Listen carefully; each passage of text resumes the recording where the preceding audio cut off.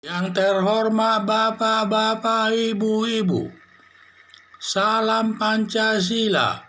Bapak-bapak, Ibu-ibu yang melihat video saya ini, tolong jangan lupa subscribe, like, dan di-share. Sifatnya gratis. Pada hari ini, Kamis tanggal 23 September tahun 2021 ini, saya akan mengomentari pengacara Al-Kathiri secara sepihak mengajukan pra-peradilan atas nama Yahya Walloni.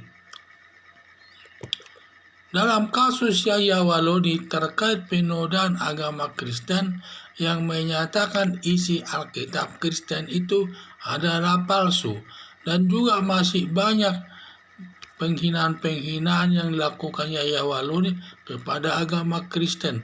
Belum lagi ada kata-kata spiritus, peratus, dan lain sebagainya.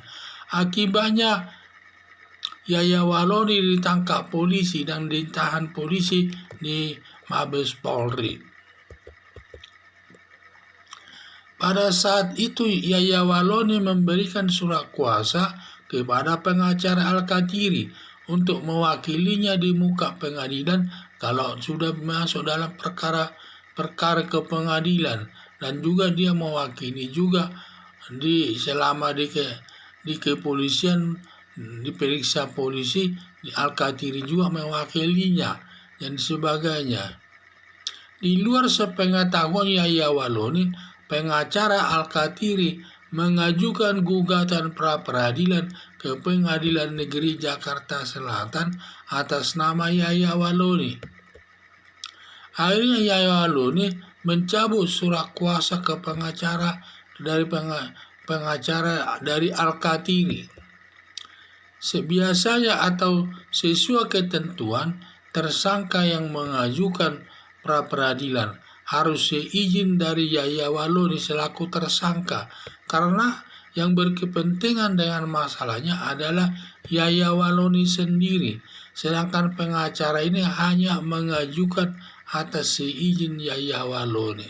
Jadi tidak sesuai dengan aturan.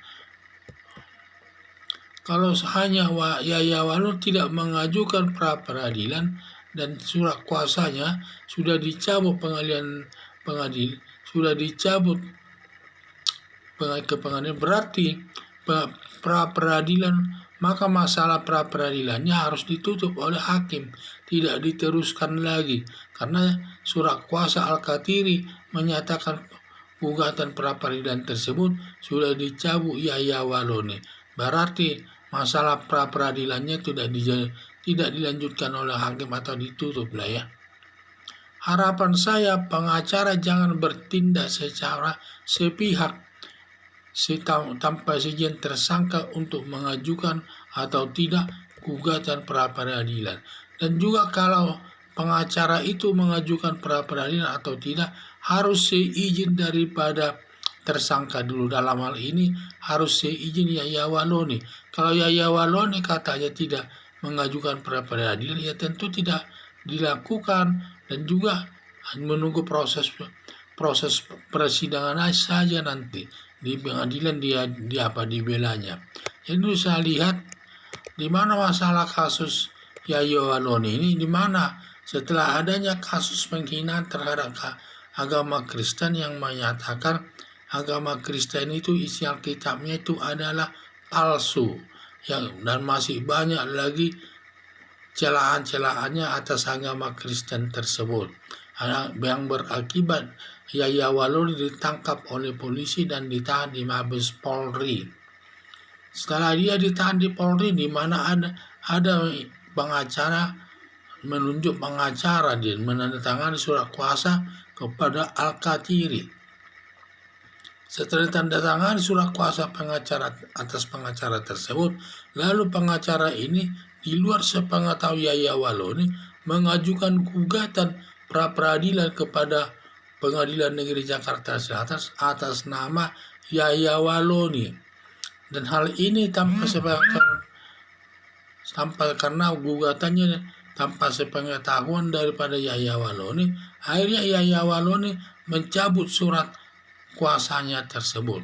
dan juga mencabut gugatan pra-peradilannya tersebut. Karena dia tidak ada ingin mengajukan gugatan pra-peradilan tersebut yang berakibat putusan daripada hakim atas gugatan pra-peradilan tersebut akan ditutup, tidak dilanjutkan, yaitu ketentuannya. Sehingga seorang pengacara itu kalau sudah diberikan surat kuasa, dia harus menanyakan dulu kepada tersangka yang dalam hal ini Yaya Waloni apakah diajukan gugatan pra-peradilan atau tidak. Kalau memang Yaya Waloni tidak mengajukan gugatan pra-peradilan, pengacara jangan mengajukan di luar sepengetahuan Yaya Waloni gugatan pra-peradilan ke Peradilan Negeri Jakarta Selatan. Ini bertentangan dengan aturan hukum yang berlaku. Jadi semua harus sepengetahuan daripada tersangka. Karena tersangka itulah yang berperkara, dia yang menghadapi perkara tersebenarnya. Sedangkan pengacara itu hanya membantu dia di dalam penyelesaian perkaranya tersebut. Tetapi yang merasakan masalah itu adalah tersangka itu sendiri. Dan juga maka pengacara itu dalam mengajukan gugatan pra-peradilan atau tidak harus seizin daripada tersangka, yaitu Yaya Waloni tersebut. Sekian dan terima kasih.